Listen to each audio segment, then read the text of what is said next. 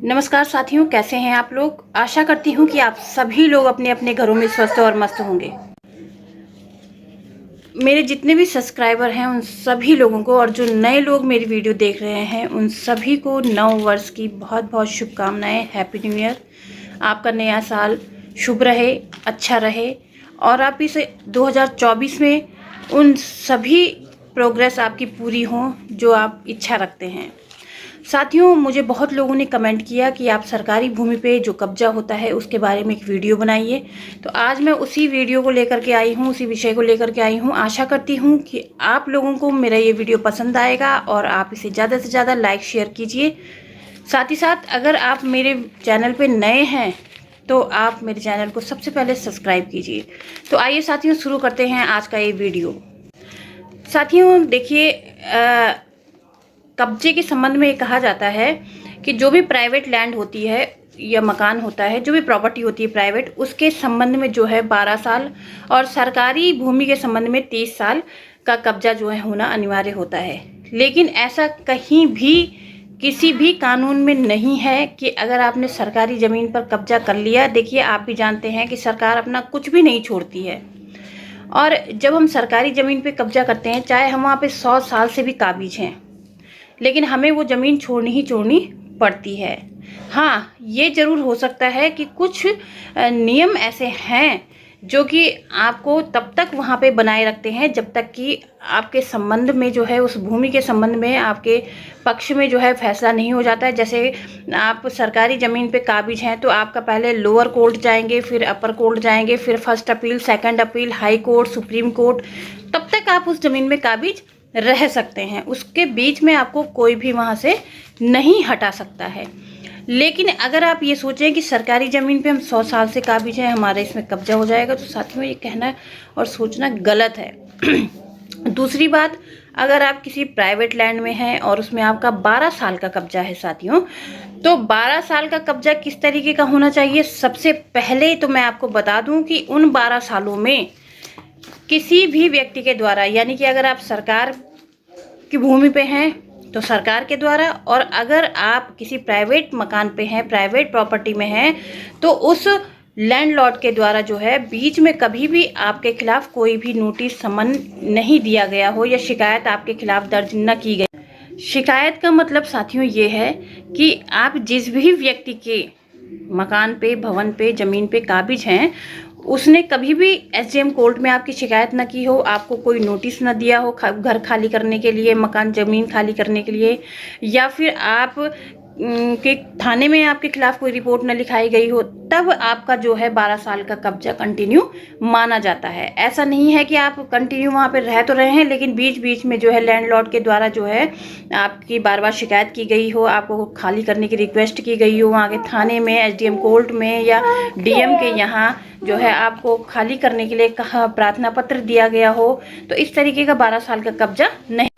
यानी कि आप समझ गए हैं कि आपका कब्जा जो 12 साल का है उसमें बीच में कोई भी डिस्टर्बेंस नहीं होनी चाहिए, या चाहे वो सरकार की ज़मीन है, चाहे वो किसी की पर्सनल ज़मीन है। देखिए, अगर हम सरकारी ज़मीन की बात करें तो कभी कभी साथियों किसी किसी जगह पे क्या होता है कि सरकारी ज़मीन तो होती है, लेकिन उसको जो है बहुत साल से प्राइवेट लोग यूज़ करते हैं। और जब प्राइवेट लोग यूज़ करते हैं तो 10 साल, 20 साल, 25 साल से जो है उस ज़मीन को प्राइवेट ही लोगों के द्वारा यूज़ किया जाता है। तो वहाँ पे जो है 5,000, 10,000, 20,000 की आबादी हो जाती है।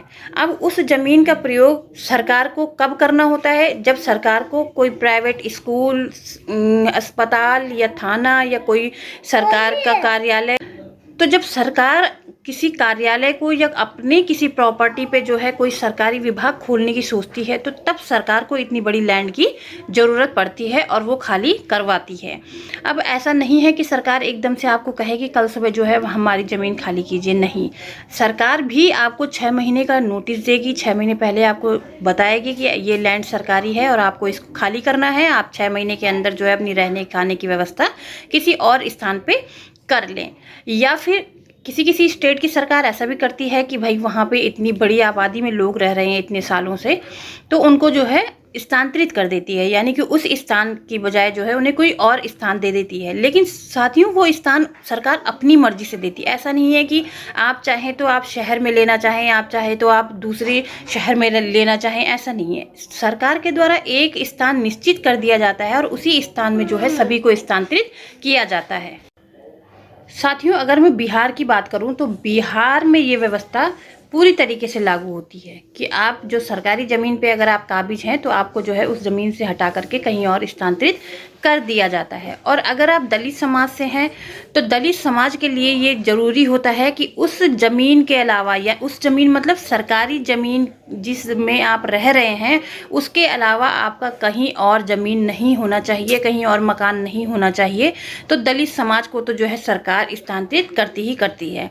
इसके साथ ही अगर मैं आपको बताऊं कि कहीं कहीं आप देखते होंगे फल फेरी रेड़ी वाले जो लगाते हैं सड़कों के किनारे, पटरियों के किनारे छोटी छोटी उनकी दुकानें रहती हैं, अस्थायी दुकानें रहती हैं, तो वो भी सरकारी लैंड पे ही रहती हैं। अब सरकार साल में एक बार साथियों इन दुकानों को जो है हटाती है। वो इसीलिए हटाती है, चाहे आप 2 घंटे बाद वहाँ पे दुकान लगा लें, चाहे आप 1 दिन बाद वहाँ पे दुकान लगा लें, लेकिन सरकार साल में एक बार जो है हटाएगी ही हटाएगी। वो इसीलिए हटाएगी साथियों कि कहीं आने वाले टाइम पे फेरी वाले, ये जो सड़कों के किनारे रेड़ी वाले रहते हैं, वो कहीं जो है उसको आने वाले समय में अपना हक न जमाएं। इसीलिए जो है सरकार साल में एक बार उनको भी हटाती है और फिर दोबारा जो है वह व्यक्ति जो है वहाँ पे काम शुरू कर सकते हैं। साथियों देखिए, जब हम किसी सरकारी प्रॉपर्टी पे कब्जा करके रहते हैं तो सरकार तो देखिए ये बिल्कुल ही सत्य बात है, मैं आपको बता दूं, इसमें कोई भी मैं आपको फरेब वाली बात नहीं बताऊंगी जो अन्य यूट्यूबर बताते हैं। देखिए सरकारी ज़मीन पर जब आप रहते हैं 20 साल, 25 साल, 50 साल से, तो एक तो आपको सरकार का शुक्रमंद होना चाहिए कि सरकार ने 50 साल तक जो है, 30 साल तक जो है हमें रहने के लिए एक तो जगह दी है। और अगर हम 30 साल 50 साल तक भी जो है अपना निवास नहीं बना पाए तो इसमें सरकार की कोई गलती नहीं है, हमें जो है अपना ही निवास बनाना होता है। हाँ ये बात और है कि भाई जब हमने इतने साल वहाँ पे रहे हैं, हमने अपना धन वहाँ पे खर्च किया है, अपनी मेहनत की कमाई उस मकान में खर्च की है, तो थोड़ा हमें दुख होता है। लेकिन आप खुद ही सोचिए, अगर आपका 1 रुपये कोई व्यक्ति ले लेता है और वो वापस नहीं करता है तो क्या आप उसे छोड़ देते हैं? आप इतनी सी ही एग्जाम्पल से समझ सकते हैं। जब आप अपना 1 रुपये किसी व्यक्ति के पास नहीं छोड़ सकते हैं साथियों, मैं खुद अपना 1 रुपये किसी व्यक्ति के पास नहीं छोड़ सकती हूँ, तो क्या सरकार अपनी जो है बीघों की ज़मीन, अपनी इतनी बड़ी लैंड, एकड़ में फैली हुई लैंड जिसमें कि लोगों के द्वारा कब्जा कर लिया गया है, भवन बना दिए गए हैं, दुकानें बना दी गई हैं, तो क्या सरकार छोड़ेगी? बिल्कुल भी नहीं। ऐसा गलत भी है और ऐसा करना भी नहीं चाहिए। कोशिश करनी चाहिए कि हम अपनी ही प्रॉपर्टी में काबिज रहें, अपनी प्रॉपर्टी में हम भवन बनाएं, अपनी प्रॉपर्टी में बिजनेस करें। लेकिन हो जाता है कभी कभी, ये होता है कि भाई एक ने बनाया, दूसरे ने बनाया, दूसरे ने बनाया, तो देख देख के लोगों को ये रहता है कि भाई जब सभी बना रहे हैं तो क्यों ना हम भी बना लें। और 30 साल 50 साल में जब सरकार भी जो है कोई इंटरफेयर नहीं कर रही है, कोई नोटिस नहीं दे रही है, किसी प्रकार का डिस्टर्बेंस हमारे बीच नहीं कर रही है, तो हम भी जो है क्यों इसे खाली करें।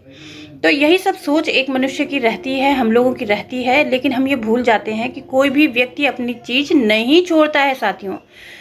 तो कोशिश करें कि अपने ही ज़मीन पे रहें, किसी पे की ज़मीन पे कब्जा भी नहीं करें और किसी सरकार की ज़मीन पे तो बिल्कुल भी ना करें, क्योंकि सरकार अगर आज नहीं तो 100 साल बाद, 150 साल बाद, 200 साल बाद जो है कि अपनी ज़मीन वापस लेगी ही लेगी।